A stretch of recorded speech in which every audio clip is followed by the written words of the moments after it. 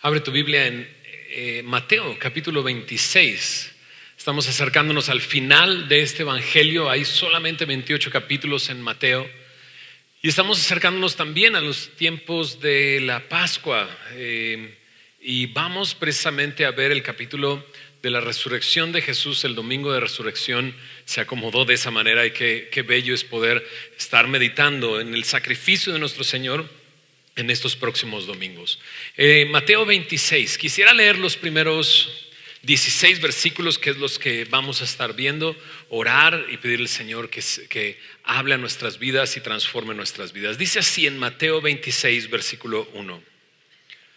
Cuando hubo acabado Jesús todas estas palabras, dijo a sus discípulos: sabéis que dentro de 2 días se celebra la Pascua, y el Hijo del Hombre será entregado para ser crucificado. Entonces los principales sacerdotes, los escribas y los ancianos del pueblo se reunieron en el patio del sumo sacerdote llamado Caifás y tuvieron consejo para prender con engaño a Jesús y matarle. Pero decían: no durante la fiesta, para que no se haga alboroto en el pueblo. Y estando Jesús en Betania, en casa de Simón el leproso, vino a él una mujer con un vaso de alabastro de perfume de gran precio, y lo derramó sobre la cabeza de él, estando sentado a la mesa. Al ver esto, los discípulos se enojaron, diciendo: ¿por qué este desperdicio? Porque esto podía haberse vendido a gran precio y haberse dado a los pobres. Y entendiéndolo, Jesús les dijo: ¿por qué molestáis a esta mujer? Pues ha hecho conmigo una buena obra. Porque siempre tendréis pobres con vosotros, pero a mí no siempre me tendréis. Porque al derramar este perfume sobre mi cuerpo, lo ha hecho a fin de prepararme para la sepultura. De cierto os digo que donde quiera que se predique este evangelio en todo el mundo, también se contará lo que ésta ha hecho para memoria de ella.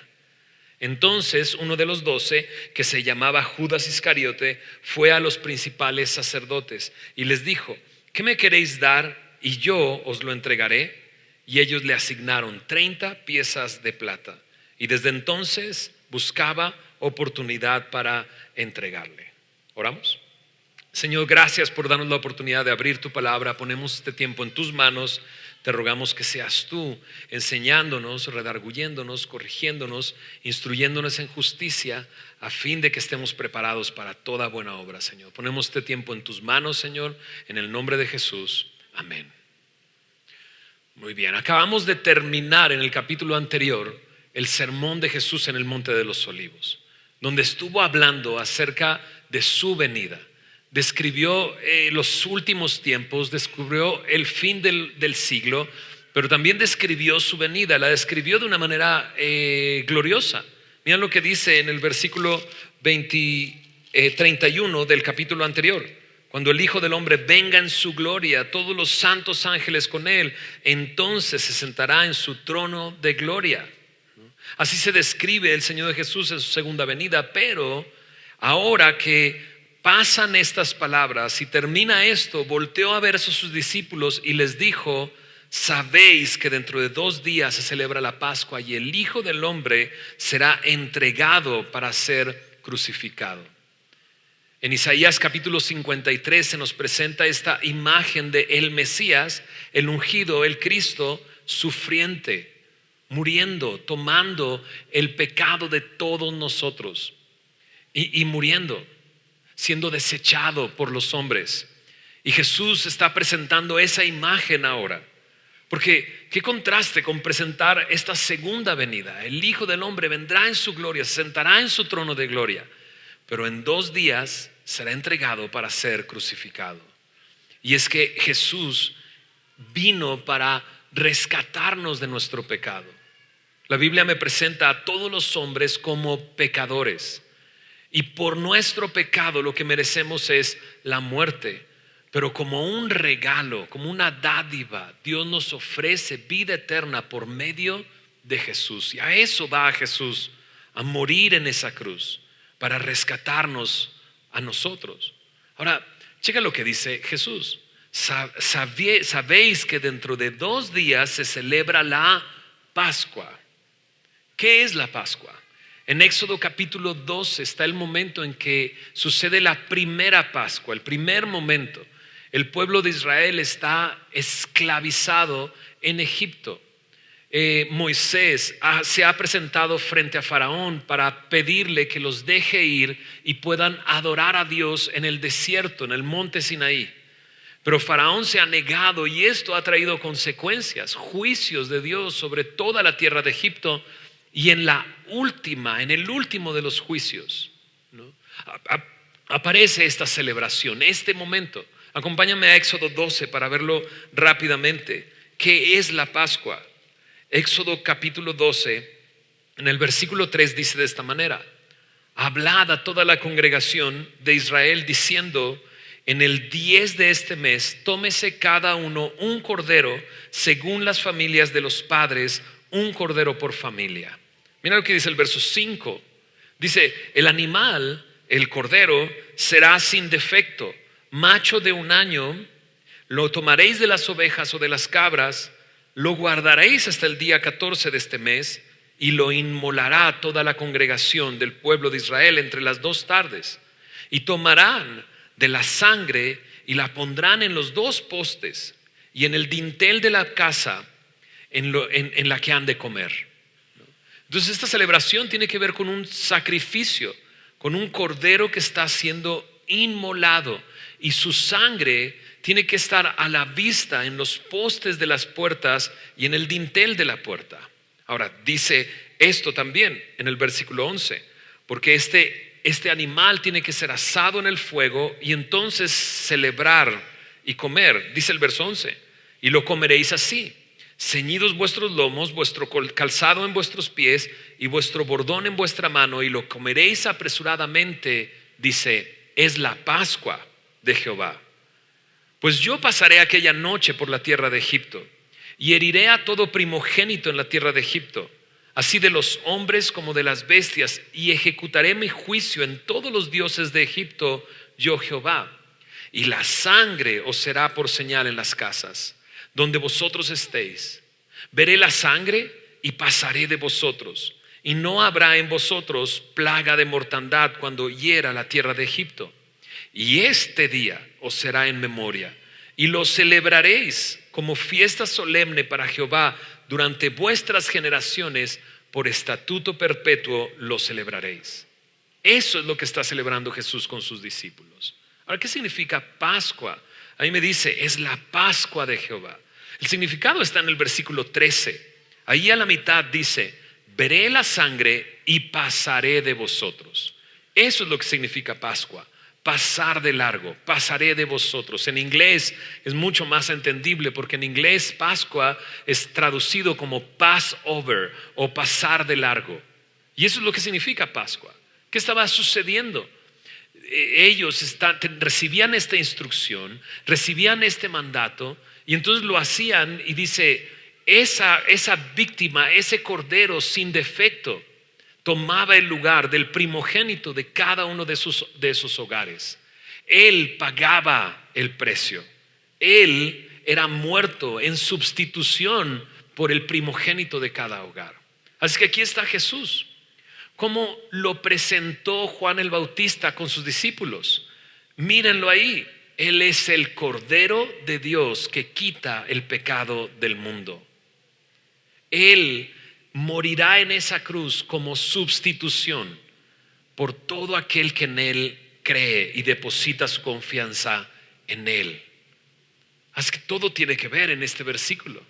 Saben que en 2 días se celebra la Pascua. El Hijo del Hombre será entregado para ser crucificado. ¿Entregado? Bueno, leímos toda la porción y los últimos versículos me dice que es Judas Iscariote que va con los principales sacerdotes y les hace esta pregunta: ¿qué me queréis dar? Y yo os lo entregaré. Y ellos dicen: bueno, te damos 30 piezas de plata. Entonces, con este versículo podríamos decir: bueno, es Judas el que lo está entregando. Pero en realidad, este sacrificio que Jesús vino a hacer, si has estado con nosotros durante las últimas semanas viendo Mateo, nos hemos dado cuenta que está llegando a una culminación. Está llegando a este momento. Por momentos Jesús era atacado por los fariseos y escribas en Galilea, pero no podían hacerle nada. Pero ahora están decididos a hacerlo.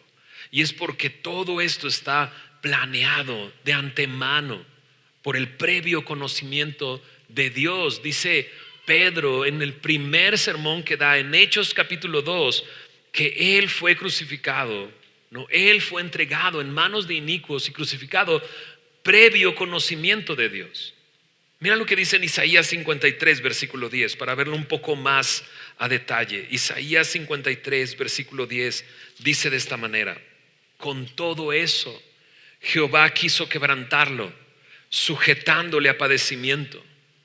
Es Dios, el Padre, Jehová, el que lo ha entregado. Pablo en Romanos 8, versículo 32 lo dice con claridad: el que no escatimó ni a su propio Hijo, sino que ¿qué dice? Entregó por todos nosotros. Es Dios el Padre entregando a su propio Hijo. Sí, Judas está haciendo la transacción, pero todo esto estaba planeado previamente. ¿Por qué? Porque Dios quiere traer libertad, porque Dios quiere redimirnos, porque esa es la manera en que nosotros podemos pasar de muerte a vida. Lo dijimos hace unos momentos, todos somos pecadores. Los primogénitos en ese momento en Egipto iban a morir, pero el cordero y esa sangre hacía que pasara de largo el juicio de ellos. Así nosotros, cuando creemos en el Señor Jesús, que Él es el Cordero de Dios, que Él es el Hijo de Dios, que Él es el Hijo de Dios que vino para pagar nuestros pecados, murió por nuestros pecados y resucitó al tercer día, entonces hay una transacción. Él toma nuestro pecado, Él nos da su justicia, el juicio pasa de largo. Jesús dice: en 2 días será entregado, pero Él está dispuesto a entregarse. Cuando se presenta en Juan capítulo 10, versos 17 y 18, se presenta como el buen pastor. Él mismo lo dice: el buen pastor da su vida por las ovejas. Él demuestra y dice: tengo poder para poner mi vida, tengo poder para volverla a tomar, porque ese es el mandamiento que recibí de mi Padre. Es que todo esto está llegando a su culminación en la cruz. Esta es la historia de la Biblia, una historia de redención, una historia de salvación. Él nos ha rescatado con su sangre. Él es la víctima que tomó nuestro lugar. Ahora, en los primeros versículos aquí también, después de que Jesús dice esto a los discípulos, nos dice esto: entonces los principales sacerdotes, los escribas y los ancianos del pueblo se reunieron en el patio de Caifás. Verso 4 dice: y tuvieron consejo para prender con engaño a Jesús y matarle. Esto es llevarlo a un juicio, pero ellos ya tienen la sentencia antes de pasar el juicio. Eso es lo que nos dice aquí. Querían prenderle con engaño y matarle. La sentencia ya estaba promulgada, ya estaba hecha por ellos. Lo iban a matar sin ni siquiera llevar un buen juicio. Vamos a ver más adelante en el desarrollo de la historia cómo sucedió ese juicio. Pero en realidad desde este momento ellos han decidido dictar una sentencia antes del juicio. Pero dice el verso 5: pero decían: no durante la fiesta, para que no se haga alboroto en el pueblo. En esta época de la Pascua se estima que alrededor de 3 millones de personas iban a Jerusalén. Había una gran cantidad de personas en este lugar para celebrar la Pascua. Pero ellos dicen: no durante la fiesta. Por un lado pienso, son bien religiosos. No, la fiesta, no toquemos la fiesta. Eso tiene que guardarse. Pero están dispuestos a matar a alguien sin previo juicio. Están sentenciándolo a muerte. Y no solamente eso, sino que estos hombres, como Jesús ya les recriminó antes del sermón del Monte de los Olivos, ¿no? Les recriminó: ustedes no temen a Dios. Ellos no temen a Dios. ¿A quién temen? No durante la fiesta, para que no haga alboroto en el pueblo. Le temen al pueblo, porque Jesús había ganado tantos adeptos que ellos tenían envidia. Y por eso están dispuestos a matarle sin antes ni siquiera escucharle. Ahora, mira cómo cambia todo en este texto y nos lleva hacia un pueblo llamado Betania. Versículo 6 dice: estando Jesús en Betania, en casa de Simón el leproso, vino a él una mujer con un vaso de alabastro de perfume de gran precio y lo derramó sobre la cabeza de él estando sentado a la mesa. Betania era un pueblo cerca de Jerusalén y era el lugar donde se quedaba Jesús cuando iba hacia esta zona de Jerusalén y de Judea. Se quedaba generalmente en casa de una familia, amigos de él. Lázaro, su hermana Marta y su hermana María. Lázaro, el de la historia, de aquel Lázaro que murió y que Jesús sacó de la tumba, ¿no? Marta y María, de la historia que conoces, de cómo Marta estaba afanada y hacía tantas cosas atendiendo a los invitados en su casa, pero María estaba sentada a los pies de Jesús escuchando su enseñanza. Es ese pueblo al que Jesús llegó. Pero no está en la casa de ellos, sino está en casa de, dice ahí, Simón el leproso, ¿no? Simón el leproso. Dices, ¿estaba leproso? Bueno, hemos hablado acerca de la lepra y de tener lepra. En este contexto, las personas tenían que vivir fuera de la ciudad, no dentro de la ciudad. Si querían entrar a la ciudad, tenían que gritar, leproso, leproso, para que abrieran paso, para que él pasara. Pero no podían, sin duda, vivir dentro de una ciudad. Entonces, ¿qué hace este Simón el leproso? La única respuesta que tenemos es que es el ex leproso, ¿no? Pero se le quedó Simón el leproso. Quizás para distinguirlo de Simón Pedro o de Simón el celote, parte de los 12 discípulos. Pero ¿te imaginas que te conozcan por lo que hacías antes? ¿No? Dices, no, pastor, ¿no? Juan el borracho, ¿no? Dices, vamos a casa de Juan el borracho, ¿no? Algo así, ¿no? Pero qué testimonio. Porque, hey, vamos a casa de Simón el leproso. No, yo no quiero ir. Ah, no, pero ya está bien. ¿Se entiende? Un gran testimonio. Esta escena se cuenta también en Juan capítulo 12 y en Marcos capítulo 14. Cuando lo cuenta Juan, dice que hay otra persona ahí que también es un gran testimonio, que es Lázaro. Lázaro estaba muerto y ahora estaba vivo porque Jesús lo sacó de la tumba. Jesús dijo, yo soy la resurrección y la vida, el que cree en mí, aunque esté muerto, vivirá. Y todo aquel que vive y cree en mí no morirá eternamente. Esas son las palabras que Jesús le dijo a Marta cuando llegó con él y le dijo, si estuvieras aquí, mi hermano no hubiera muerto. Pero Jesús le pidió a ellas que lo llevaran al sepulcro y moviendo la piedra, Jesús dijo, Lázaro, sal fuera, y Lázaro salió de la tumba. Bueno, en esta escena, Lázaro nada más está sentado. Cuando has pasado de muerte a vida, no tienes que hacer otra cosa más que estar sentado. Y seguramente todos llegaban así de, no es un zombie, ¿verdad? ¿Eres tú? ¿En verdad eres tú? Porque estuviste muerto por 4 días en el sepulcro, ¿no? Aquí está Simón el leproso, Lázaro, pero también está María. Juan identifica a esta mujer como María. Y María tenía un vaso de alabastro de perfume de gran precio. Dice en Juan 12 que era un perfume de nardo. Y nardo es una hierba aromática que la traían desde el Himalaya, de gran costo. Lo dice aquí mismo, de gran precio. Y este vaso de alabastro estaba diseñado de tal manera que cuando se rompía el sello no podía volverse a juntar.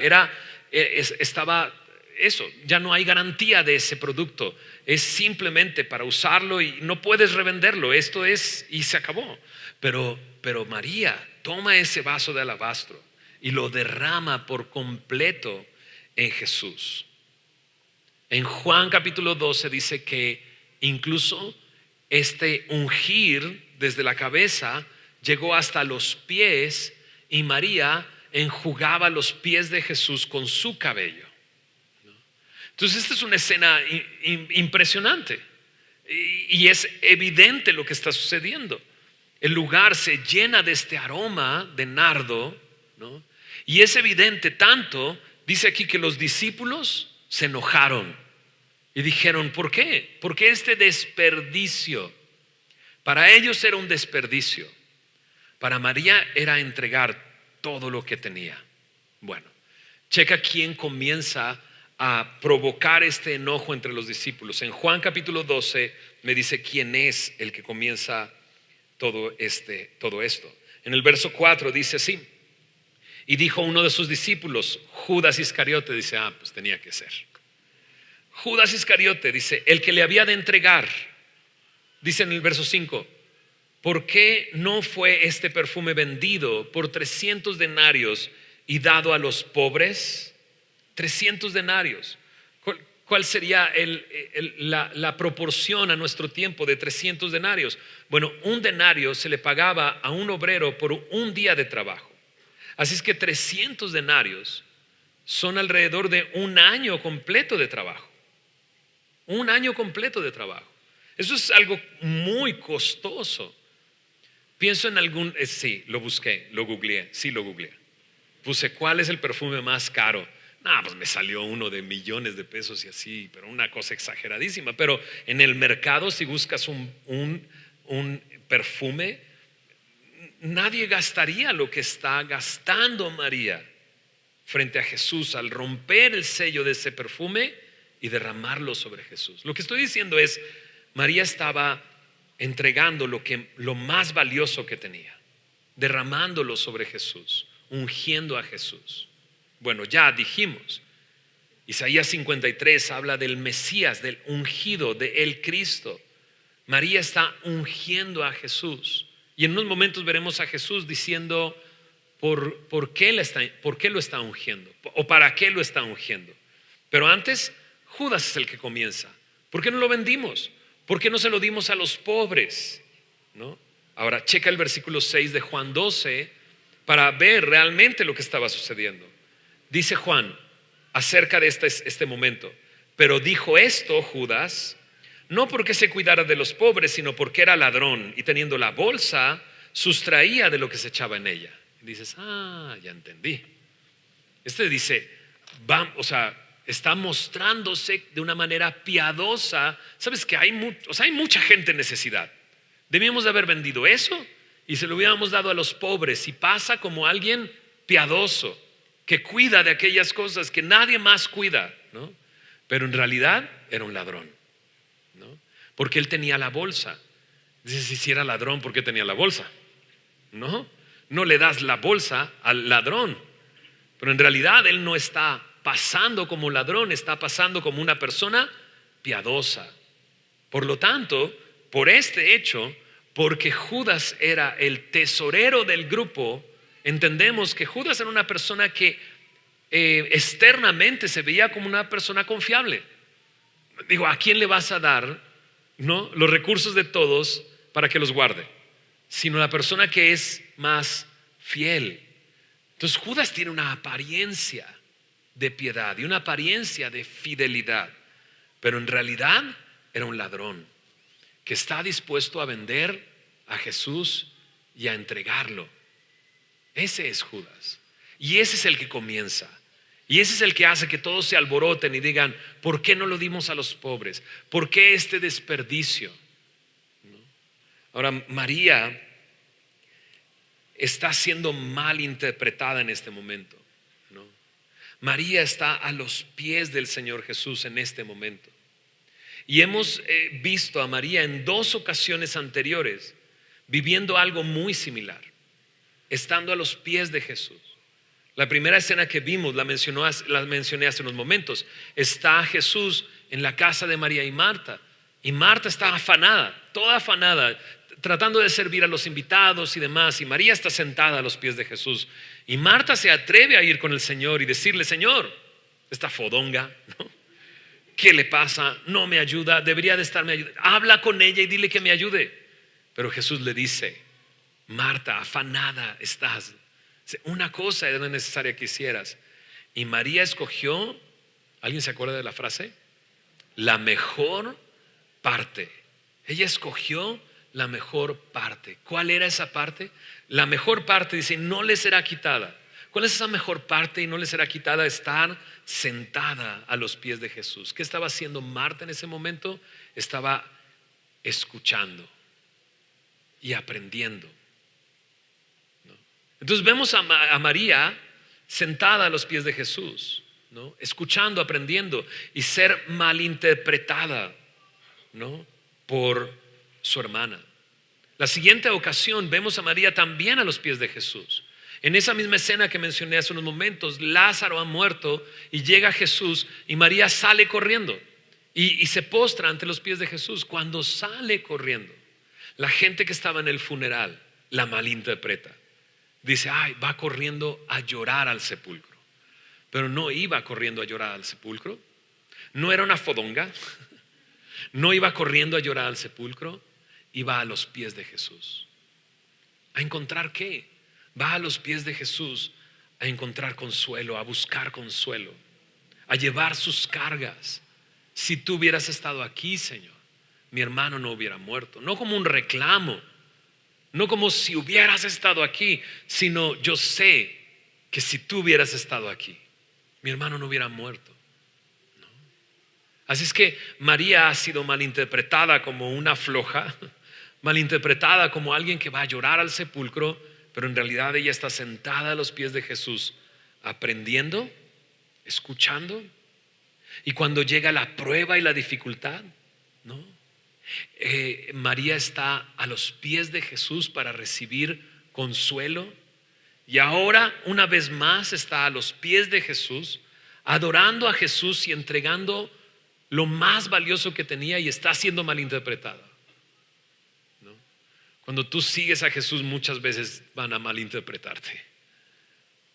Pero María estaba ahí. ¿Y qué decían? Eso es un desprecio. Estos debimos de haberlo vendido y dado a los pobres, ¿no? Y Jesús tiene algo que decirles a todos ellos. Mira lo que dice el verso 10. ¿Por qué molestáis a esta mujer? Pues ha hecho conmigo una buena obra. Porque siempre tendréis pobres con vosotros, pero a mí no siempre me tendréis. Porque al derramar este perfume sobre mi cuerpo, lo ha hecho a fin de prepararme para la sepultura. ¿Okay? Entonces me encanta el Señor, porque dicen, no la molesten, déjenla en paz. Ella está haciendo una buena obra conmigo, ¿no? Y veamos el verso 12 dice, porque al derramar este perfume sobre mi cuerpo, lo ha hecho a fin de prepararme para la sepultura, ¿no? ¿Qué fue lo primero que vimos en el mensaje del día de hoy? Que Jesús les está diciendo a los discípulos, seré entregado para ser crucificado. Jesús va a morir, y esta mujer que ha estado a los pies de Jesús, sentada, escuchando y aprendiendo, que ha aprendido a ir a los pies de Jesús para llevar sus cargas, ¿no? Y para recibir consuelo, ahora está adorando a Jesús, preparándole para la sepultura.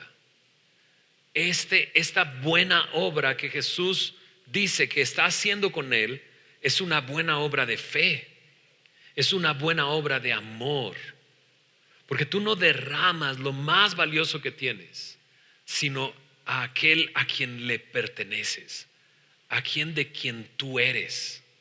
Y eso es lo que María está haciendo. Lo reconoce. Este es el Mesías, este es el Cristo, este es. De hecho, en la escena cuando Jesús está, cuando muere Lázaro, Jesús le dice esas palabras, ¿no? Le dice, yo soy la resurrección y la vida, ¿no? El que vive y cree en mí no morirá eternamente. Jesús termina esa frase diciéndole, ¿crees esto? Y María dice, yo creo que tú eres el Cristo, el Hijo del Dios viviente.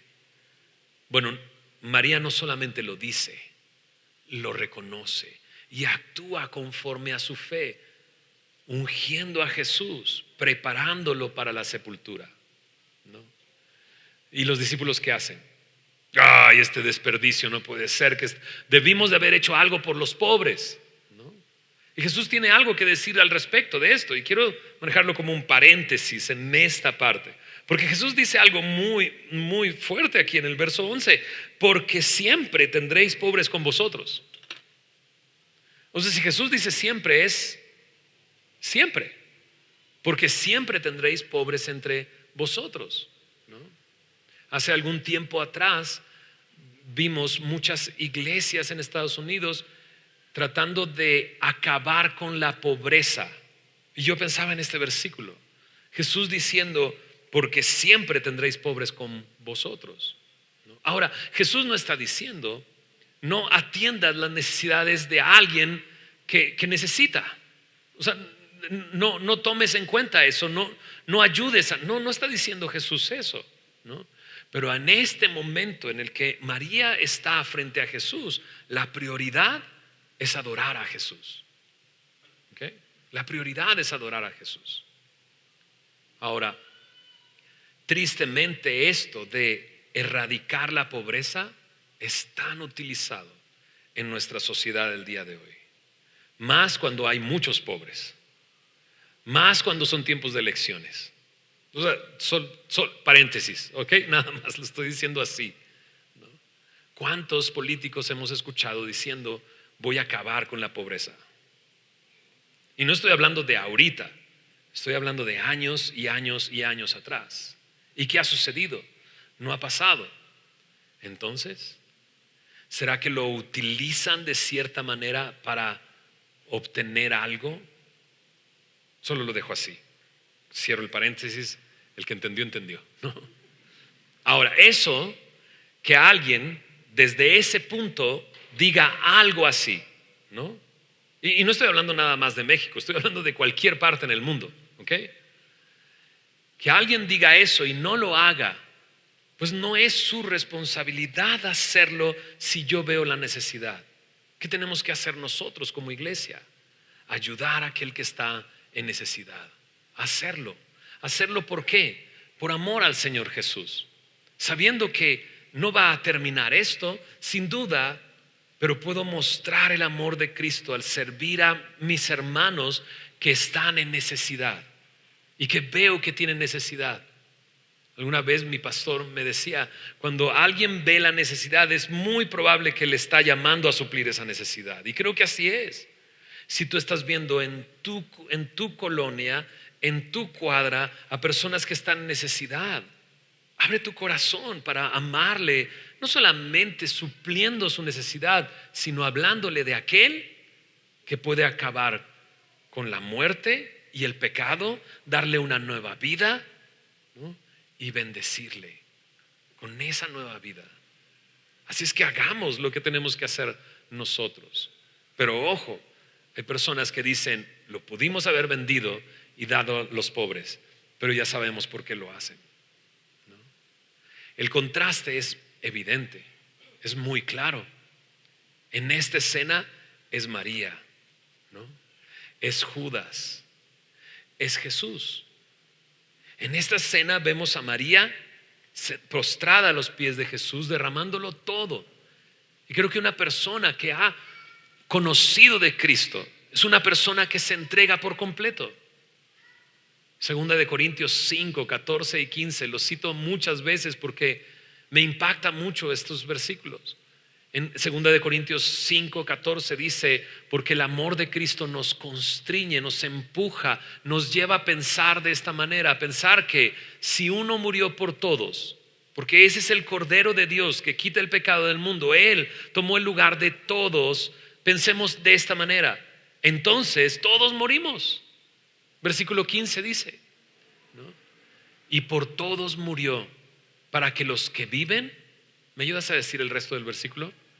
Ya no vivan para sí, sino para aquel que murió y resucitó por ellos. Y ahí está María, entregándolo todo. María nos está dando un gran ejemplo. Pasemos tiempo a los pies de Jesús. Primero, estudiando, escuchando, aprendiendo, abriendo su palabra, conociéndole. Porque cuando le conocemos, cuando lleguen las cargas sobre nuestra vida, Vamos a ir directamente a Él y postrémonos a Él y llevémosle nuestras cargas y dejemos que Él traiga consuelo a nuestras vidas. Pero alguien que ha hecho esto, entonces lo derrama todo delante de Él, porque entiende que ha muerto y que si ahora vive, vive para Él, para aquel que murió y resucitó por Él. El contraste es evidente ahora sí. Judas, por el otro lado, Judas tenía una apariencia de piedad. Todos confiaban en él, le entregaban el dinero confiando en él, pero fuera de la vista de los demás, está listo para meter la mano y sacar dinero, ser un ladrón. No solamente eso, sino puede ir y hablar con aquellos que han decidido matar a Jesús. ¿Qué me dan? Y yo se los entrego. Tiene apariencia de piedad, apariencia de seguidor de Jesús. Ha estado con Jesús, ha estado muy cerca de Jesús. Ha estado tan cerca de Jesús que fue enviado por Jesús a predicar el arrepentimiento. Y Jesús le dio poder para sanar enfermos y librar de los demonios a las personas oprimidas. Y lo hizo. Pero ¿te acuerdas lo que dice Jesús? Habrá algunos que vendrán y me dirán: Señor, Señor, en tu nombre sanamos enfermos, en tu nombre hicimos milagros, en tu nombre. Y Jesús le dice: apártate de mí, no te conozco. Entonces María me ayuda a seguir su ejemplo, pero Judas me ayuda quizás a identificar si he estado viviendo con una apariencia y la gente incluso confía en mí, pero estoy dispuesto en un momento a vender a Jesús. Y no estoy hablando de 30 piezas de plata. Estoy hablando de un momento de placer. Estoy hablando de un momento de orgullo, de un momento de soberbia, de un momento en que te ves mejor que todos los que están a tu alrededor y vendes a Jesús. Ese es un gran contraste. Jesús es el Cordero de Dios. Jesús es digno de nuestra adoración y digno de entregarle todo lo que nosotros somos. Muy bien, oramos. Señor, gracias por tu palabra, gracias por este tiempo y gracias por esta historia. Señor, no hay duda, nos has abierto los ojos para ver, Señor, en esta escena que tú nos conoces, que tú sabes nuestro corazón, que tú conoces nuestros pensamientos. Señor, tu palabra no solamente estamos entendiéndola, Señor, tu palabra nos está revelando nuestro interior, nuestros pensamientos, nuestras motivaciones. Señor, ayúdanos. Si a través de esta historia nos hemos dado cuenta que estamos dispuestos a venderte, dispuestos a aparentar algo que no somos. Y Señor, y si tú nos has revelado eso, trae arrepentimiento a nuestro corazón, arrepentimiento verdadero, arrepentimiento, Señor, que nos traiga de regreso a ti, Señor, arrepentimiento que nos ponga en una correcta relación contigo, Señor. Señor, perdónanos, Señor, si hemos vivido con una apariencia de piedad, y líbranos, Señor. Y Señor, y gracias por darnos el ejemplo de María, de una persona que está a tus pies y que a tus pies aprende, escucha, que ha decidido tomar la mejor parte, la cual no le será quitada. Una persona que lleva sus cargas a ti, Señor, y que recibe consuelo de ti, y que se levanta con fe diciendo: tú eres el Cristo, el Hijo del Dios viviente. Lo creo. Pero también una mujer que lo entrega todo, que está dispuesta a adorarte en fe, su confianza puesta en ti, Señor. Ayúdanos a seguir ese ejemplo, Señor, a no vivir para nosotros, sino vivir para ti, a reconocer que estamos muertos a nosotros mismos, pero vivos para ti, Señor. Gracias por tu palabra, gracias por este tiempo. Te damos la gloria y la honra a ti en el nombre de Jesús.